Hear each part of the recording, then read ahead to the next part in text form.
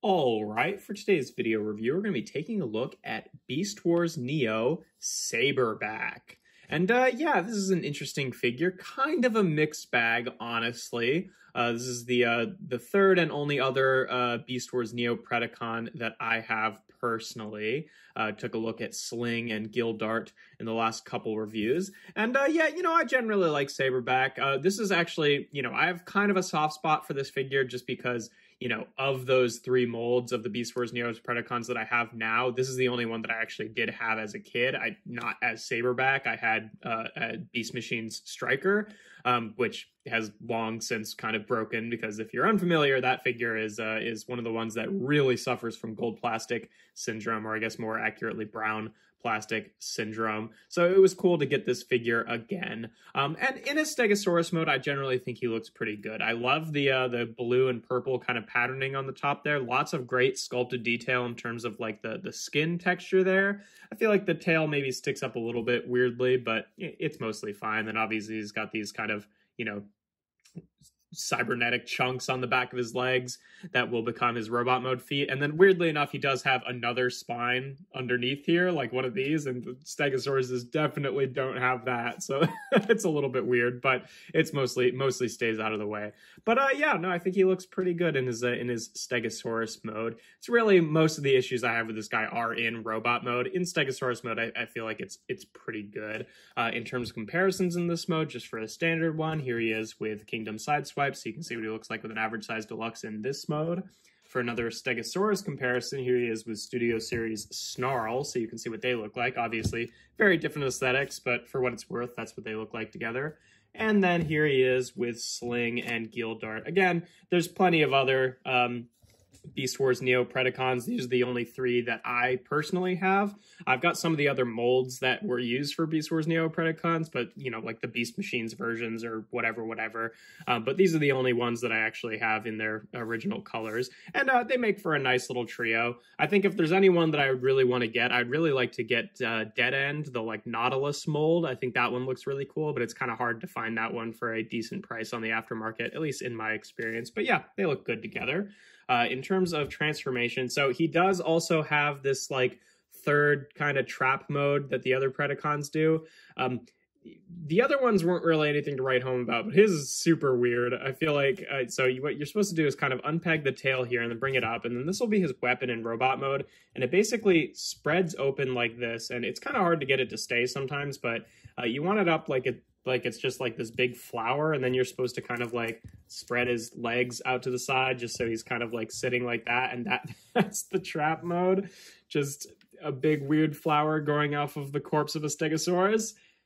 Yeah, I guess. I mean, it's not all that much weirder than like the weapon modes for some of the Beast Wars Neo Maximals, but as usual, this all kind of feels like an afterthought, and as a result of that, is pretty ignorable. I do like the like flower patterning on the inside of the tail here. I think it's neat, and it makes for a kind of neat, if a little bit unwieldy, weapon in robot mode. But in this mode, I think if you could ignore the Stegosaurus, I think it's kind of a neat like weird plant mode. But having it come out of the lying dinosaur without a tail, I think is super weird. So I don't generally, but that's what it is. But yeah, we can just take the tail off. You could leave it on for transformation, because the only way to store it really is just clipping it on there in robot mode, but it does kind of get in the way, so we'll just take it off for now. Then we can take the back legs here, and then again take these panels and unfold them so they come down and kind of peg into the bottom of the Stegosaurus feet, and these will be the robot mode legs. So pretty much just the Stegosaurus mode legs with shoes on. And then we want to take these panels right here, and they can kind of wiggle them back and forth and try to unpeg them from the side of the body here. It's going to be kind of tricky to do. Maybe we'll do that later. I don't know if there's a better time to do that step, because it really does kind of prevent you from doing the other things. No, yeah, that kind of has to happen now. All right, there we go. We got one of them untabbed. Then this one here. Come on. And again, this is one of those things where it's like, this is one of the first things to break on Beast Wars or Beast Machine Striker, just because, it's really hard to unpeg those, and those are like brown plastic on him. So you can just bring these down, and these will kind of just be like side sort of like hip skirt things. You want to take this little feather piece and fold that down to be like the cod piece. And then we can start messing with the actual main stegosaurus body here. Basically, you want to untab him from the head. The two halves kind of tab into each other. And again, this is a pretty annoyingly tight connection. Let's see. It'd be kind of easier if you can get the little, he's got like it goes on his chest plate. I guess, I don't know if you'd consider this cheating or not, but he's got like a little stegosaurus skull that sits on his chest piece, which doesn't quite line up with the head in dinosaur mode. So it doesn't like really sit where it should, but whatever. If you bring that down, then at least you can get your fingers in here and it makes it a little bit easier to untab those. But again, part of the thing with this guy is just everything is a little bit in the way, and then it's much easier to untab it from the back there. And you just want to bring these sections up. You have to get them at a really specific angle so that you can kind of get them, you bring these chunks out, and then when you get them like this, you have to have them sitting up on this piece so that you have the clearance to rotate these around, and then you can kind of rotate them back down just so they sit the most clean that they could on his back. They are still just these like huge stegosaurus halves that are just like floating on his back, but that's the best way to kind of get them out of the way. And then you can take these the rest of the way and just tab them into the side of the body here, just like that. Then rotate the whole body up and then compress it on this joint here. There you can see his Predacon spark crystal, which will get covered up by the skull here. And then you want to rotate the skull up and then bring this whole section down and then bring the skull down onto his chest. Then rotate around his head, which has all of these panels on the back of it.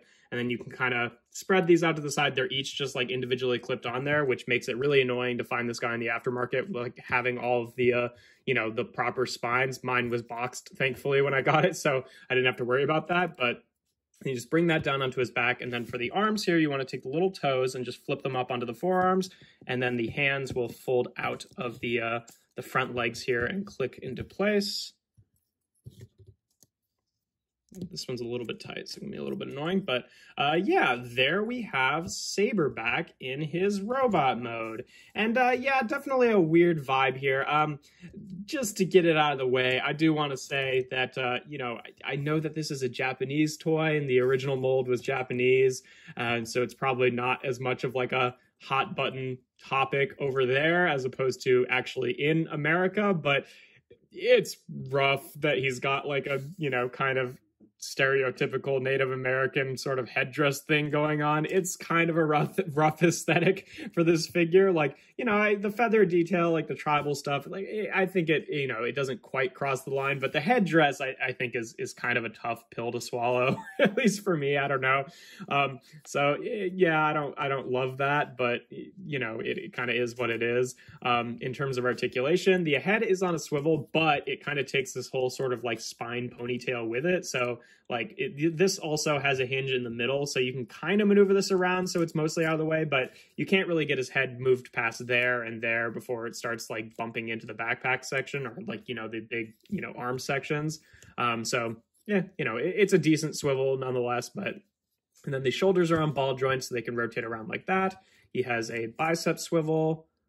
He's got about 90 degrees of bend at the elbow. The wrists can only bend in like for transformation. He does have a waist swivel. Does that compress a bit more? Yeah, there we go. Compresses a bit more. He does have a waist swivel. And then I guess if you wanted to pull this out, you could give him like a little bit of an ab crunch, but it doesn't go that far down before the dinosaur head or the dinosaur skull needs to kind of move out of the way. So I don't think it's really all that useful, but it is there. His hips are on ball joints, which unfortunately is his only source of any thigh swivel. There's no other like cut or anything. He gets about, a little less than 90 degrees of bend at the knee. And then the feet, you can do some stuff. Like if you kind of tilt these up, you can kind of bring these like a little bit farther back. So you can kind of have his feet at a further back angle if you don't want these to like tab in. But again, nothing really all that useful, especially with like all the junk he has hanging off of him. And then these, you can kind of do whatever you want with. They're just like the like socket for the ball joint is really hindered by the piece that it's on. Like there's not a lot of clearance there, so they kind of get caught on things easily. And then with the weapon, And then also, he doesn't have like great heel support, so which doesn't help that he's got all this stuff on the back, so he kind of wants to topple over sometimes. But again, with the weapon, how this is supposed to work, and I didn't really show it off like this earlier, you're supposed to take this back spine and pull it up like that, and that's what opens it. It kind of acts like this claw weapon. I've never really successfully gotten it to stay open by doing it that way. You kind of need to like spread these parts individually, and I don't really know what the mechanism is for getting those to actually stay open. It just seems like sometimes it works and sometimes it doesn't. But yeah, if you want him to hold that, he does have this little handle right here, which he can hold in. Yeah, see, it's kind of on a hair trigger. You can hold on either side here. Just put it in his hand and then get it open. Which, you know, as a big sort of like dramatic weapon, I think looks kind of cool, but if we can get it to stay open. But it is a little bit unwieldy, and unfortunately there's really no great place to store it. Like the only place that you can really put it is just to clip it back onto the like spine section and have it just kind of trailing behind him, which is not great. I mean, I guess it helps balance him a little bit since he's got something back here that prevents him from falling over, but still, like, that's kind of rough. So yeah, robot mode for this guy is a little rough in a few regards. I don't really like the whole, like, you know, Native American aesthetic, and then also I feel like, you know, this just doesn't really have a great place to go, unfortunately, but otherwise he's okay. I wish he had thigh swivels, but yeah, he's kind of a mess, which is, you know, not atypical of these Beast Wars Neo figures, but he's one of the ones that I don't think wears it super well, mostly just the tail piece. The rest of it I feel like is okay. Like, as big and stupid as these chunks are, at least they mostly stay out of the way. But yeah, in terms of comparisons in this mode, here he is again with Kingdom Sideswipe, just so you can see, yeah, he's a little bit, you know, a little bit short for a deluxe, but not all that much. I think he mostly stacks up with modern figures. Here he is again with Studio Series Snarl, who's not going to fit on frame here, but for whatever that's worth, that's what the two Stegosaurus Transformers look like together. Here he is with the broken, shattered remains of my original Beast Machine Striker, who, you know, he's hanging on there, but he's lost a leg, he's lost one of these panels. Not too great there, but you just can see some of the differences in the color scheme there, like on the chest. There's been a few different repaints of this guy. There's also a Universe one, a couple different ones maybe. I don't even know. But yeah, if you're ever trying to pick up this mold, I would try to pick up this one, not the Beast Machines version, just because, you know, it's hard to find that one actually intact. And then even if you do get it intact, it's not going to stay that way for long.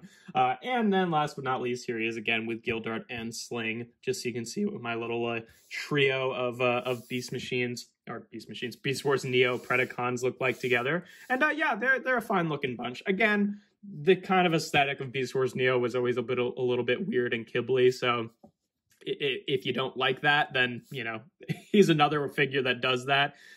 Again, I think that the only one that really wears it super terribly of all the ones that I have is Mock Kick. I think that figure is just like a, you know, kind of an infamous mess. But these guys, they've got their charm. Like, definitely they're more kibbly than they could be. And, you know, him having like the tail on the back, I feel like he's definitely the worst of the three of them. But, you know, there's still stuff to like about this figure. But yeah, that's pretty much all there is to him.